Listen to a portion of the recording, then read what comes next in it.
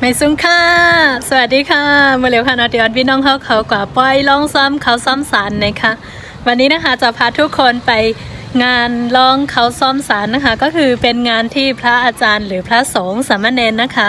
สอบเสร็จแล้วก็สอบเสร็จแล้ววันนี้ก็เป็นวันที่เราถวายไม่ว่าจะเป็นเงินหรือข้าวสารส่วนมากก็จะมาถวายข้าวสารนะคะไปกันเลยค่ะอันนี้คือครั้งแรกของโมเลยที่ได้ไปงานนี้นะคะเพราะว่าปีที่แล้วโมคลอดลูกก็เลยไม่ได้ไปนะคะปีจริงๆที่น้ำรันนะคะจะจัดขึ้นทุกปีของขึ้น8 ค่ำของเดือน3นะคะวันนี้ก็พอดีเลย8 ค่ำเดือน3งั้นไปกันเลยค่ะไปกันเยอะมากกับร้านญาติพี่ๆน้องๆไปกันหมดเลย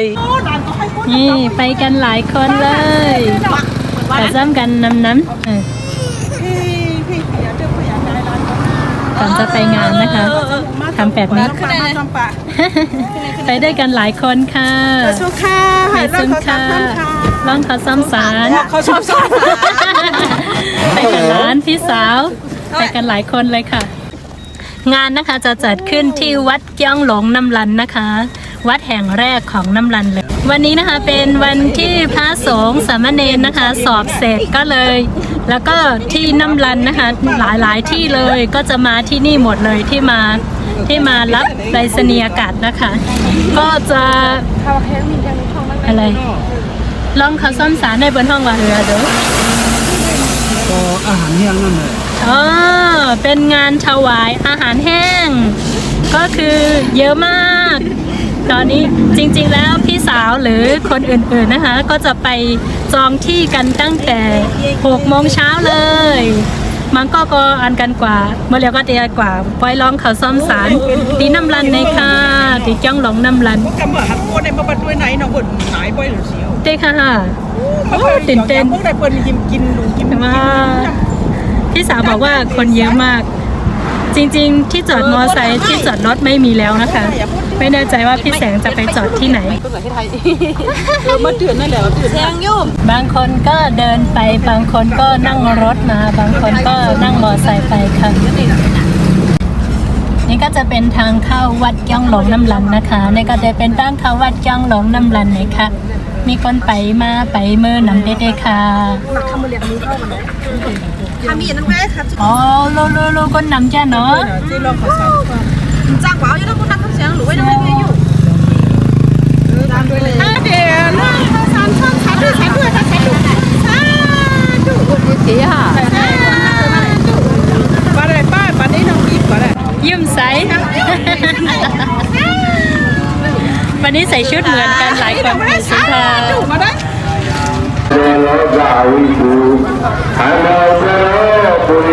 เยอะจริงๆค่ะทุกคนคนนำที่นี่ค่ะน้องมาเล่นปอยกันนะนี่คือพี่น้องที่มารอใส่บาตรอาหารแห้งนะคะเยอะมากทุกคนบางคนนะคะมาตั้งแต่ยังไม่ถึง6 โมงบางคนมาจองที่ตั้งแต่ตี 5เลยนะคะเพราะค่ะได้เป็นพี่น้องเขาวันมาไปลองเขาซ้อมสารนะคะคนนำที่ได้ค่ะน้องมันก็มาเต็มเลยไปถึง6 โมงว่ะสังหวะเจ้านะคะเมื่อเร็วก็เป็นข้าวย่าง1 โมงค่ะเนาะตอนนี้เป็นเวลาบ่ายโมงนะคะทุกคนก็จะมารอแบบนี้ตั้งแต่เช้าเลยค่ะจริงๆกว่าจะได้ใส่บาตรนะคะเป็นเวลาบ่าย3 โมงเย็นนะคะตอนนี้เป็นเวลาเที่ยงคือต้องนั่งรออีกหลายชั่วโมงเลยทุกคนมายอมนั่งรอตากแดดแบบนี้เลยนะคะนี่คือจะมีปีละครั้งค่ะส่วนเราเอาข้าวสารมาใส่บาตรนะคะก็จะอยู่แถวๆนี้ค่ะ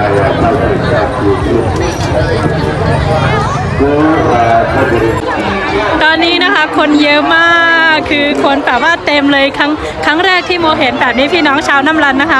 มารอตักบาตรนะคะมารอใส่บาตรอาหารแห้งนะคะเยอะมากไม่ใช่แค่พี่น้องไทยใหญ่เท่านั้นก็จะมีพม่าชาวไทยชาวไทยใหญ่ชาวพี่น้องมาจากบนเขาก็มีเดี๋ยวเราไปสัมภาษณ์ดูว่ามาจากที่ไหนค่ะแม่เล่งลูกดีไรมาปังหุ้งอ๋อโลปังหุ้งตั้ง6 โคเนี่ยอ๋อโลมาไก่ยังฮะเนาะมาลองหังค่ะ มาลองข้าวสารอ่ะโอ้มาลองข้าวสารอ่ะ ลูกดีไรมากค่ะลูกกันได้มากเลยค่ะมากเลยค่ะปักเสียงกันปักเสียงกันบางคนก็นั่งตากแดดบางคนก็เอาร่มเอาอะไรมานะคะ คนเยอะจริงๆ คนเยอะมากเยอะที่สุดเท่าที่เคยเห็นมาเลยแล้วก็ที่นี่ก็จะเป็นที่ถวายเขาต่างเราด้วยกันมาหลุดมาตั้งนะคะนี่ที่ยืนเดียวที่มารอใส่บาตรนะคะก็คือจะออกมาจากในพระมหาวิทยามุนีนะคะแล้วก็จะออกมาจากตรงนี้นะคะอันมาลงกับสารถนนที่ออกมาดีในแห่ยกก็สองตัวที่โอนกันมาดูซ้อมเส้นเลยค่ะจากนั้นนะคะพระสงฆ์นะคะจะมารอตักบาตรจะเดินมาตักบาตรแถวๆนี้ค่ะนี่ก็จะทำเป็นหลายแถวมากๆเลยค่ะกว่าจะออกมานะคะเป็นเวลาบ่ายสามนะคะตอนนี้ทุกคนเป็นเวลาบ่ายโมงครึ่งค่ะจะมีบริการน้ำดื่มฟรีนะคะนี่ก็จะเป็นน้ำฟรีในค่ะดื่มกินได้ค่ะ ของเราหายจากในที่มาตรัง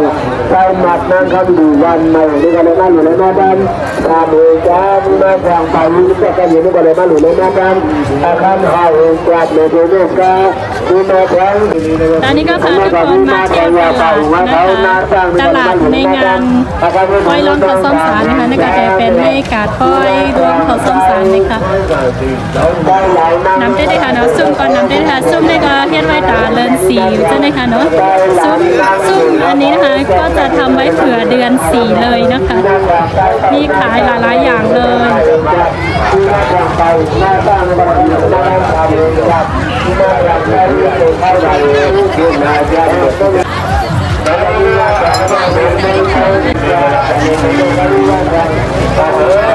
ลูกกินอะไรมาขายคะเนี่ยไล่ขามาฮัลโหลมาขายกันค่ะเนาะพี่น้องค่ะเนาะลูกกินไล่ขามาขายหน่อยมาไก่เจ๊ๆค่ะ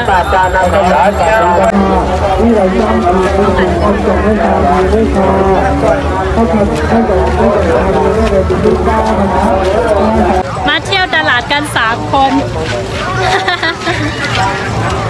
คนเยอะมากคนหนำยะเนาะ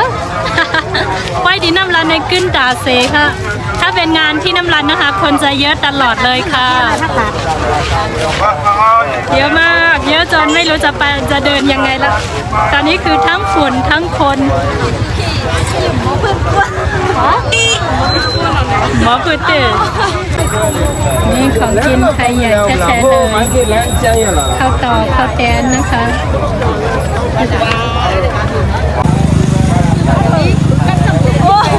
ฮัลโหลโยว่าใครนะชื่อแบบพี่แบบมาขายในป้อยเนาะเป็นไปใกล้ไม่ซุ้มค่ะสาวสวยมาขายในงานโอโลบนใกล้จ้ะมาขายอย่างละลายค่ะมาขายกาแฟกัดจะไหนอ่ะ กาแฟอันกัดหวานน้ำเจ้มหวานจะไหนคะเนาะมีปาโกทีด้วยมีหลายๆอย่างเลยโอ้ขยันมากสาวน้ำรันขายสัง สาวน้ำรันในใกล้ยันเนาะ ขายช้างขายตาค่ะขายพลตาฮัลโหลเป็นไปใกล้ค่ะเนอะ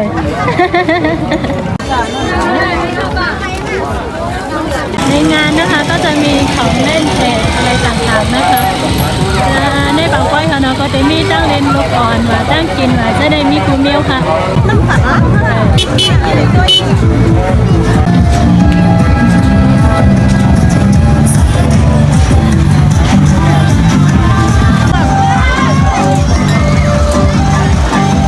ก็จะมีเล่นเกมต่างๆในงานด้วยนะคะ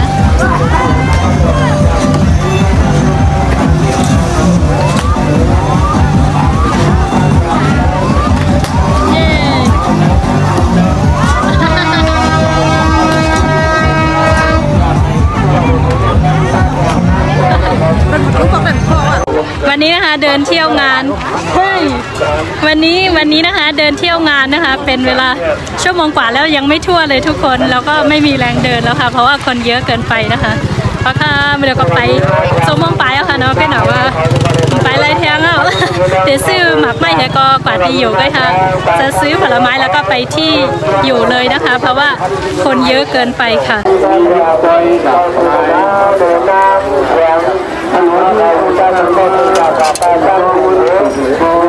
อ้าวแล้วพี่ใกล้ล่ะ ดูสาวๆมาขายผลไม้แล้วก็ขนมเดียวตาซองเฮงเชียงปันน้ำน่ะ ขายก็เหลียวไปค่ะ นั่น5 บาท โอ้ เดียวกันเมื่อกันเนาะ ใกล้แก่เนาะให้ขายลีเดี๋ยวค่ะทุกคนเยอะจริงๆนะคะคนนำจะได้ค่ะเนาะยอก็อันกันว่าไปลองซ้อมก็แหลดไม่ก็อันกันนั่งเสไปตั้งวันจะไหนค่ะมารอใส่บาตรนะคะก็จะมารอตั้งแต่เช้าจนถึงบ่าย3เลยนะคะบ่าย3พระอาจารย์พระสงฆ์แล้วก็สามเณรถึงจะออกมาค่ะเยอะมากตอนนี้เป็นเวลาบ่ายโมงครึ่งนะคะเราก็มานั่งรอพระสงฆ์หรือสามเณรนะคะยังไม่ออกมาเลยน่าจะออกมาประมาณบ่าย3 โมงค่ะ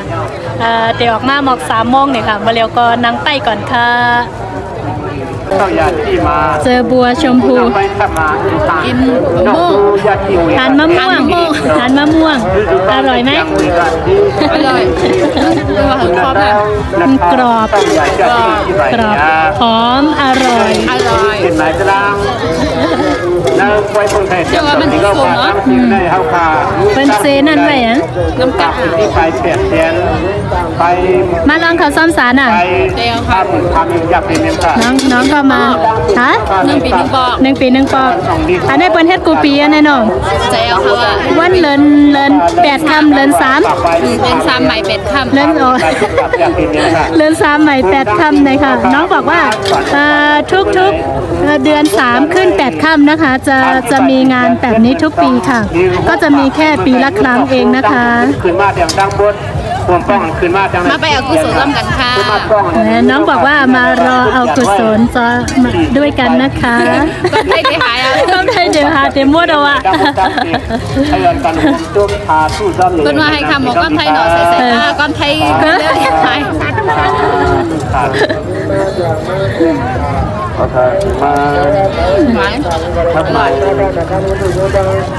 ตอนนี้ก็จะพาทุกคนมาดูในพระมหาเมียนมุนีนะคะเดี๋ยวกูก็มาเลดด้วยในกองพระมหาเมียนมุนีนะคะก้นเต็มในนี้ก็เต็มค่ะทุกคนในพระมหาเมียนมุนีนะคะเยอะมากแล้วก็จะมีเป็นหลายแถวเลยค่ะในกองพระมหาเมียนมุนีก็หนังได้ค่ะเนาะยกเต็มนี่เป็นหลายแถวค่ะในก็เต็มหมดค่ะในนี้ก็จะเต็มหมดเลยทุกคน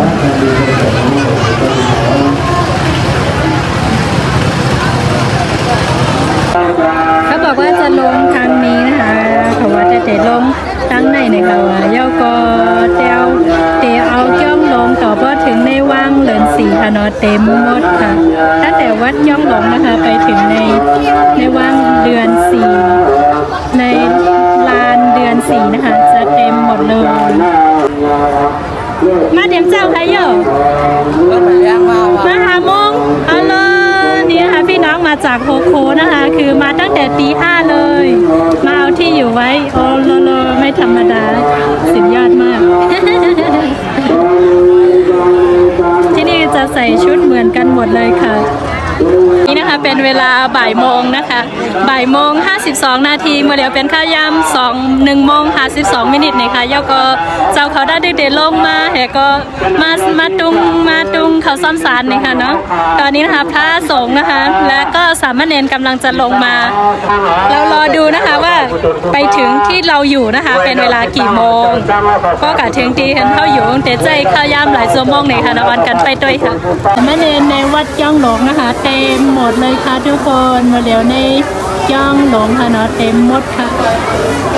ยาแต่ในดำใบมากหมดก่อนเลยค่ะ นี่คือยังมาไม่หมดนะคะ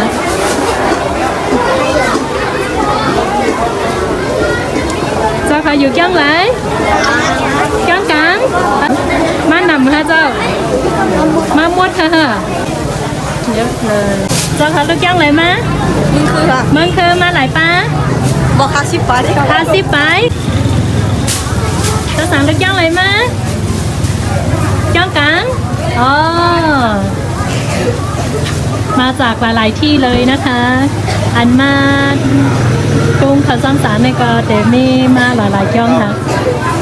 มาขายอ่ะ เที่ยวค่ะ ข้าวแก้วฮัลโหลไก่แก้วค่ะเนาะ1 หวาน9เลยค่ะ หวานนั่งเองไว้ค่ะ 1 หวานในเฮงเอาหวานค่ะ ก็สีว่ามีค่ะ มาขายข้าวแก้วเนี่ยค่ะว่ะข้าวแก้วนะคะ ก็จะเป็นแบบนี้ที่โมชอบทานบ่อยๆนะคะ ข้าวเคี่ยวเต๊ะๆข้าวเคี่ยวอันเจ็ด ข้าวแก้วเจ็ดว่ะใครเป็นก้นเฮ็ดคะเนี่ย ๆเขาก็เฮ็ดทั้งกุ้ย ฮัลโหล เขียนแก้ค่ะเนาะ นี่นะคะ ญาติมาขายป๊อกสีด้วย เดี๋ยวเราขอดูอู้น่าอร่อยมากทุกคนนี่ฮัลโหลเป๊กไก่ค่ะเนย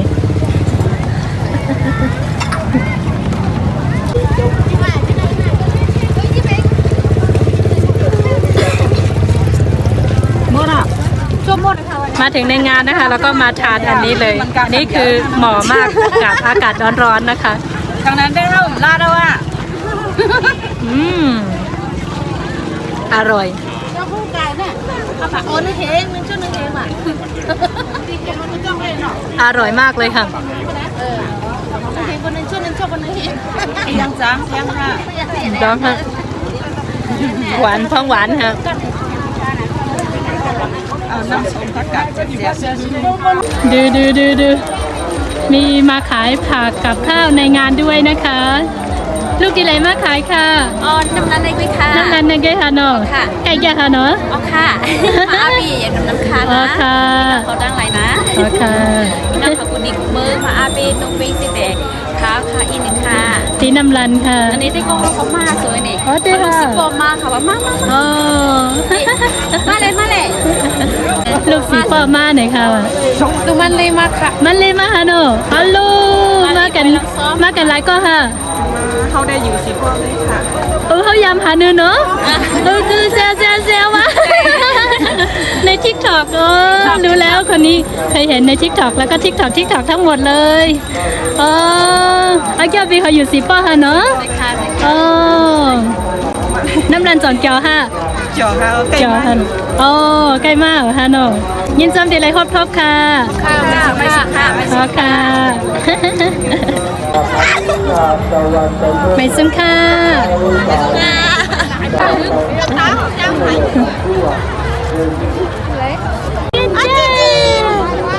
เสียงยิ้มมา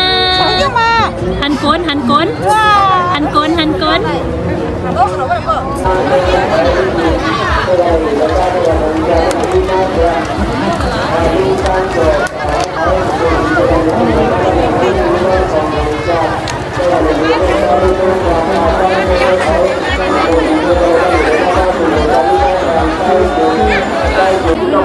ตอนนี้ทุกคนกำลังรอนะคะ เดี๋ยวก็มาถึงแล้วค่ะ ตอนนี้คือยังอยู่ในพระมหายันมุนีอยู่เลยนะคะมาเดี๋ยวได้มาถึงในมหายันมุนีก็อีกหน่อยค่ะเนาะลูกดีไรมากค่ะ ดีไรค่ะก้องค่ะมาหลายปีแล้วค่ะ4-5 ปีแล้วค่ะเนาะโอ้ลูกดีไรมากค่ะโคจ้างหน่อยค่ะโอ้ป้าเขามาหลายปีแล้วค่ะอ่านปี5 ปีแล้วค่ะเนาะโอ้มีแต่คนมา5 ปีทั้งนั้นเลยทุกคนสุดยอด นั่งรอไปดูค่ะทุกคนทางนู้นจะคนใจเยอะมากแล้วในค่ะน้องก็นำไปเป็นลูกดีไรมากค่ะวันลีฮัลโหลมาไกลได้ค่ะเนาะมาหลายปีแล้วค่ะมากูปีค่ะเนาะฮัลโหล มาลองอีหยังค่ะ มาลองสัตว์ค่ะ มาลองข้าวสารฮะน้องข้าวซ้อมสาร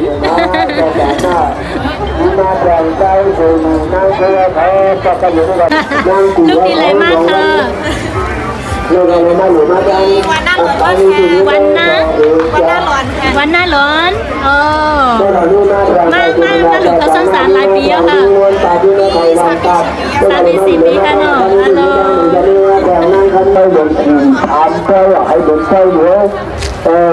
เมื่อหาจาคู่กันมานี่ผมมีฮกขึ้นอย่างนั้นนะฮกขึ้นฮกได้อย่างนั้นเลยเมื่อหาคู่นี่ก็ไม่ถึงมันหรอกนี่มาทางตาคันอยู่แล้วใช้อยู่ในมาด้านนะครับนี่คือน้องเขาลุงแหลมตาตัวเขาวันดูซึ่งตาไม่ได้มาอยู่มาด้านไทยจ้ามาหลายปีอ่ะน้ามาคอนี่ก็เลยมาอยู่ในมาด้านนะครับนี่คือน้องไทยจ้าแต่ก็นี่มาแข่งลุงจ้างแต่ดูไม่ก็นี่มาแข่งนั่งกันถึงเขาวันกุ้งตานี่ก็วันกุ้งโสก็พึ่งผ่าเนี่ยมาอยู่มาด้านนะครับนี่ดูคนเดียว มาปิกนิกกันด้วย มาปิกนิกลิทเทิลปิกนิก ปัจจุบันหรอนี่มีมันเนี่ย ตอนนี้ระหว่างรอพระสงฆ์หรือมากำลังมานะคะอู้มาเอานี่ วันเดียวแล้วหนู อันนี้มเจ้าเอามาเก็บก๋วยเยอะฮะดอก นี่อยู่เพิ่มนี่ยังผ่านด้วย หนาเขามาเก็บก๋วยเยอะ ตั้งไว้นะอยู่ฮะมันเดมาอัลลามันค่ะมัน เจ้าอาลัมมาตั้งไปมาถึงที่ไหนตอนนี้นะคะระหว่างรอพระสงฆ์แล้วก็สามเณรมานะคะ คือยังมาไม่ถึงเลยบ่าย3 โมงแล้วแล้วก็มานั่งรอที่ร่มก่อนนะคะเมื่อเร็วก็มานั่งไปไหว้ค่ะต่อถึง3 โมงค่ะเนาะ3 โมงก่อนไปมาถึงค่ะนะนำมาละค่ะกูก็ มากินได้ไหม เดี๋ยวนั่งรอไปก่อนค่ะ นังเปล่ามัน ขโมยเกียนังขมุนกบ ขมุนตรง ขมุนกบ ขมุนตรง ไอ้ยืมเกียนังพีดเกียนัง น้องเลยเด็กข้าจะได้ยินเรียนหน่อยขมุนตรง กินขมุนป่วย กินขมุนกล้วยนั่งรอไปก่อนพี่แสงไปถ่ายรูปเหนื่อยไหมพี่แสงเป็นคนถ่ายรูปในงานนะคะ คือกลุ่มมีเดียจะมาถ่ายรูปแล้วก็นั่งรอดูลูก เสียงยุ่ไม่อยากอยู่กับแม่เลยอยู่กับป้า เนี่ยถ้าพูดได้หมดวันวะ อยู่กับป้ามากกว่าเห็นไหมคะแม่อิสระไปไหนมาไหนก็ได้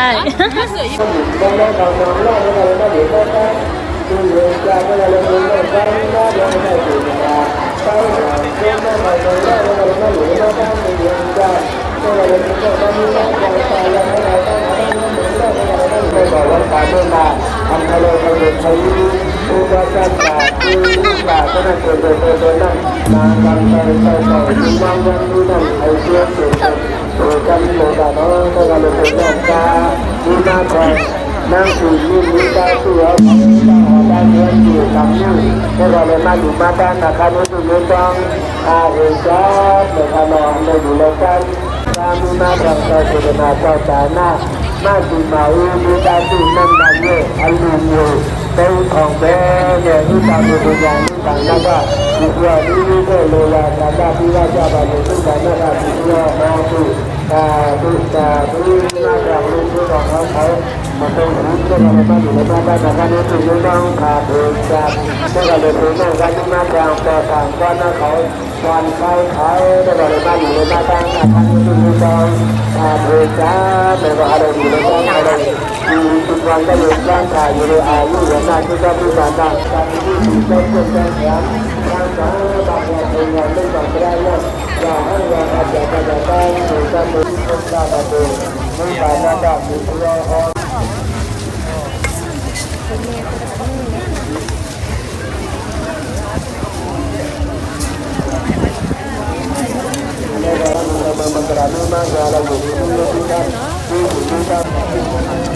ก็จะแบ่งกันมาเป็นวัดเลยนะคะ วัดจ้องซานมาก่อนแล้วก็ตามด้วยจ้องหลง แล้วก็อีกหลายๆวัดเลยค่ะ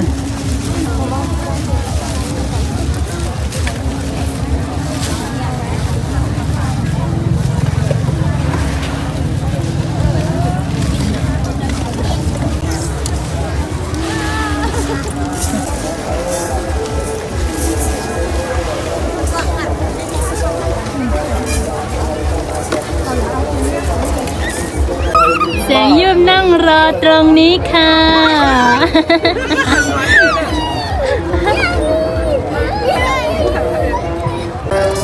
ไปเริ่มที่จะเป็นข้ามในระบบและการรู้สึกว่าจากที่มาทางรุ่นตามมาแล้วเขาการแต่ที่ขายที่มาแล้วอยู่ในมาได้เขาที่ไม่ต้องตามเรื่องจากที่มาทางใต้ขังรัฐลุงตาว่าเขาต้องเงินน้ำมันในระบบอยู่ในมาได้ลุงจะที่มาทางตายอย่างมีการมันมีใจใจเปิดไฟลงไฟวันมีเงินซ้ำในระบบอยู่ ตอนนี้ก็ใกล้เสร็จแล้วนะคะเมื่อเร็วก็จำเตยาวค่ะก็ได้จ้องตั้งหมดเตมีอยู่29จ้องไหนคะทั้งวัดทั้งหมดนะคะจะมีอยู่ประมาณ29วัดนะคะ แล้วก็จะมาพระสงฆ์แล้วก็พระอาจารย์ก็คือเจ้าอาวาสนะคะ แล้วก็สามเณรก็จะมาหมดเลยค่ะ และยังมาเรื่อยๆยังไม่หมดนะคะ ตอนนี้เป็นเวลา4โมง45นาทีค่ะมาเรียกเป็นข้าวยาม4โมง45มินิค่ะเนาะทั้งหมดก็แต่มีซาวเก่าจ้องแหก็ตาดึกมาดีๆค่ะไปเยี่ยวค่ะเนาะบอกว่ายังไม่หมดเพียงเท่านี้นะคะ ก็จะมีแม่ชีมาด้วยนะคะ ก็เต็มไปหมดกันได้ค่ะเนาะก็เต็มมีเจ้าขาวเขามาแทงหน่อยค่ะเมื่อเร็วแต่ก็จ้องก็ไปเจค่ะเนาะตึกค่ะมีกว่า20ปลายกันค่ะตอนนี้เพิ่งไปประมาณ20กว่าวัดเองนะคะ เดี๋ยวหลังจาก20กว่าวัดแล้วก็จะมาแม่ชีค่ะหลังจากแม่ชีก็คือจบแล้วทุกคนก็เก็บกวาดแล้วก็กลับบ้านเลยค่ะไหว้แห่เจ้าขาวเขาเยาก็เยาค่ะเนาะเลยนั่นก็อันการเพียวซิมแห่ก็มือเยาค่ะลูกดีไรมากค่ะอ๋อตองกี้พาเย่ค่ะเนาะอัลโลเขาอันเจ้าเขาตุ้งค่ะเนาะว้าวนี้นะคะทุกคนนี่คือมาจากวัดตองจี้ผาเย่นะคะแล้วก็ข้าวสารทั้งหมดนะคะจะได้เท่านี้ค่ะโอ้ถือว่าเยอะมากๆเลยนะคะแปลว่าไรน้ำเต๊ะๆค่ะอันตะกาเขามาหลูมาลองค่ะเนาะนี่ก็เป็นวัดตองจี้ผาเย่นี่ค่ะนี่เป็นตะกาวัดตองจี้ผาเย่มาไปต่างเข้า เยอะมากทุกคนนี่คือ1วัดเท่านั้นเองนะคะ ถ้าหากว่าทุกวัดมารวมกันนะคะจะได้เยอะขนาดไหนไหว้เฮเยอะกว่า29วัดค่ะเนาะก็มีเจ้าขาวเขามาตุงจอมค่ะนี่ที่ใส่ชุดสีชมพูอ่อนๆนะคะก็จะเป็นแม่ชีนะคะ ถ้าเป็นทางนี้ใช่ไหมคะก็จะไม่ใส่ชุดขาวแต่ว่าจะใส่ชุดสีชมพูอ่อนๆค่ะ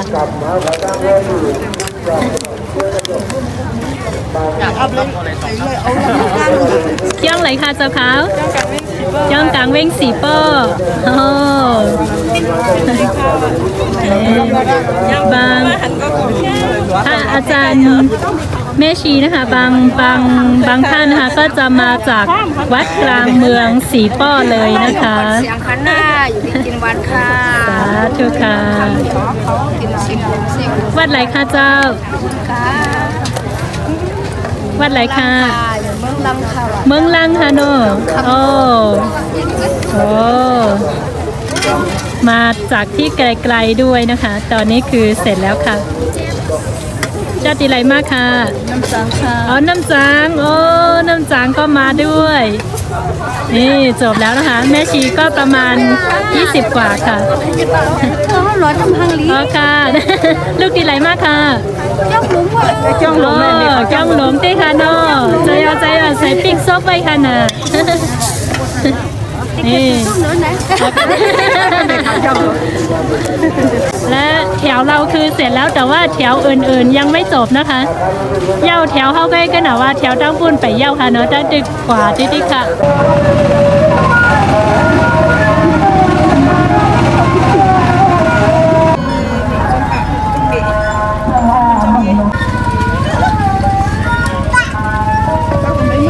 ตอนนี้ทุกคนกลับกันแล้วนะคะ ดูได้ข้าวสารเยอะมาก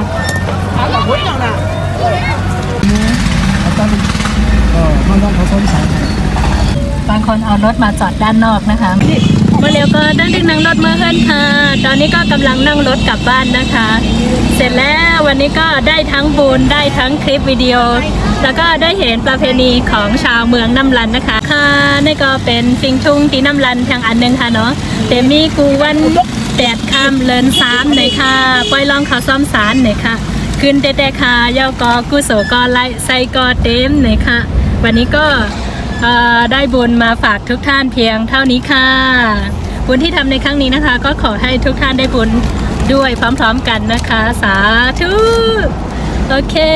เจอกันใหม่ในคลิปวิดีโอหน้าค่ะจังไกลทบกันใหม่ในวิดีโอหน้าค่ะ ไปวันนี้มีมาไปค่ะ บายบายสู้ ไม่กินไม่กิน บาย แล้วร้านมดเด้ บายบายพี่แสง